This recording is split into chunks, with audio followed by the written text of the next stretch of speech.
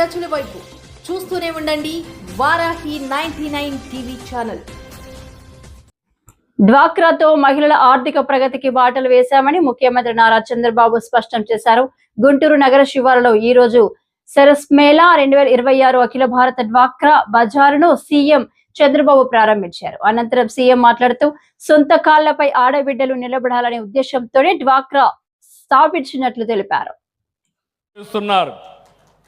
ఇంకో పక్క 48 గంటల్లో మీకు డబ్బులు కావాలంటే మీకు శ్రీనిధి ఇస్తామన్నంటే చాలా బ్రహ్మాండంగా చేస్తున్నారు.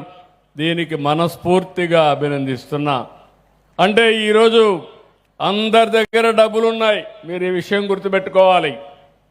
కానీ తిరిగి కరెక్ట్గా కానీ పే చేస్తే డబ్బులు ఇచ్చేవాళ్ళు మీ ఇంటి చుట్టూరు తిరుగుతారు తప్ప మీరు బ్యాంకులకు కూడా పోవాల్సిన పని లేదు. ఆన్లైన్లోనే డబ్బులు బారో చేసే పరిస్థితి వస్తుంది.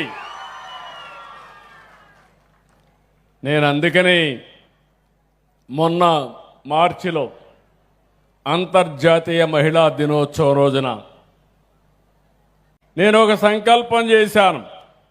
అప్పటి వరకు మీరు చూస్తే 1,13,00,000 మంది మీరు మెంబర్లున్నా ఇందులో 57 లక్షల మంది లైవ్లీహుడ్లో కానీ చిన్న చిన్న కార్యక్రమాలు చేస్తున్నారు. ఆడబిడ్డలు ఒక 2 ఆవులు 3 ఆవులు పట్టుకుంటున్నారు.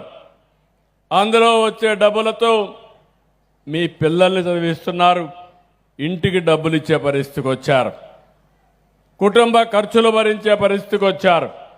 ఇవి చూసిన తర్వాత నాకు అనిపించింది నేను కొత్త కార్యక్రమాన్ని తీసుకున్నా. ఒకప్పుడు మీ అందరికీ జ్ఞాపకం ఉంటుంది, ప్రతి ఒక్క ఇంట్లో ఒక ఐటీ ప్రొఫెషనల్ ఉండాలని చెప్పాను 30 ఏళ్లకు మునుపు. ఈరోజు నేను గర్వంగా చెప్పగలుగుతున్నా, నా మాట ఇన్న కుటుంబాలు బాగుపడ్డాయి. దాంతో ఈరోజు మీరు చూస్తే ఐటీ చదువుకొని హైదరాబాద్కి వెళ్ళారు, అమెరికాకి వెళ్ళారు, విదేశాలకు వెళ్ళారు. ఈరోజు ప్రపంచంలో ఎక్కడికైనా మీరు వెళ్ళి చూస్తే ఎక్కువ తలసరి ఆదాయం సంపాదించే వ్యక్తులు మన తెలుగు వాళ్ళు కావడం, అది ఆ రోజు చేసినటువంటి కార్యక్రమమే కారణం అని చెప్పి నేను మీకు తెలియజేస్తున్నా. నేను ఈరోజు ఒకటి ఆలోచిస్తున్నాను, రాబోయే రోజులు 1 ఫ్యామిలీ 1 ఆంటర్‌ప్రెన్యూర్, ఒక్కొక్క ఇంటికి ఒక పారిశ్రామికవేత్త కావాలి, ఒక ఎంఎస్ఎంఈ పెట్టుకోవాలి.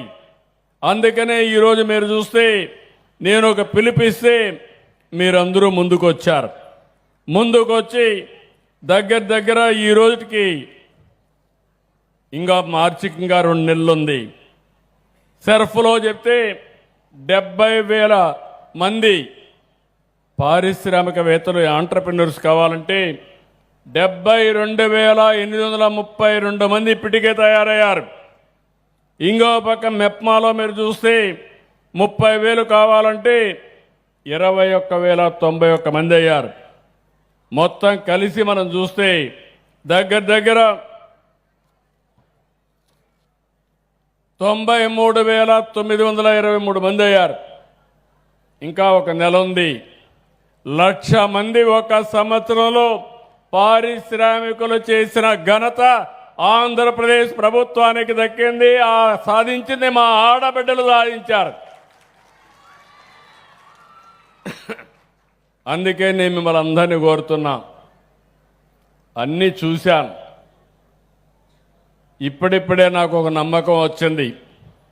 కేంద్రంలో చంద్రశేఖర్ గారు మంత్రి, బాగా చదువుకున్నాడు, అమెరికాకి వెళ్ళాడు, వ్యాపారాల్లో రాణించాడు. ఈరోజు పార్లమెంట్లో చూస్తే అందరి పార్లమెంట్లో కష్టపడి సంపాదించుకొని నెంబర్ 1 రిచెస్ట్ పార్లమెంటరీ మెంబర్ ఎవరన్నా ఉన్నారంటే చంద్రశేఖర్ గారు. దీనికి నేను గర్వపడుతున్నా. నేను రమ్మన్నాను, అడిగాడు, సార్ రావాలన్నా నేను సుఖంగా ఉన్నా ఆనందంగా ఉన్నానని. ఎంత సంపాదించినా దీనికంటే లాభం లేదు. నీకు పేరు రావాలంటే, సమాజానికి సేవ చేయాలంటే రాజకీయాలే సరైన మార్గం అని చెప్పాను. నా మాట నమ్మి వచ్చాడు. గుంటూరు పార్లమెంటు మెంబర్గా సునాయాసంగా గెలిచాడు.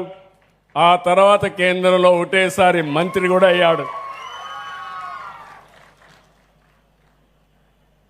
ఈరోజు ఇక్కడుండే శ్రీనివాస్ ఉన్నాడు, మంత్రి. వాళ్ళ తాత ఒకప్పుడు ఎంపీ. ఆయన కూడా బాగా చదువుకున్నాడు, ఇంకా కష్టపడాలి. అయితే ఆయన కూడా ఫస్ట్ టైం ఎమ్మెల్యే, ఆయనకు కూడా జాక్పాట్ మంత్రి. అయితే మంత్రి అయ్యాడు, ఎమ్మెల్యే ఫస్ట్ టైం అయ్యాడు. ఆయన శక్తి నిరూపించుకోవాల్సిన బాధ్యత ఆయన పైన ఉంది. ఇక్కడే కరుణ గారు ఉన్నారు, సెర్ఫ్ CEO.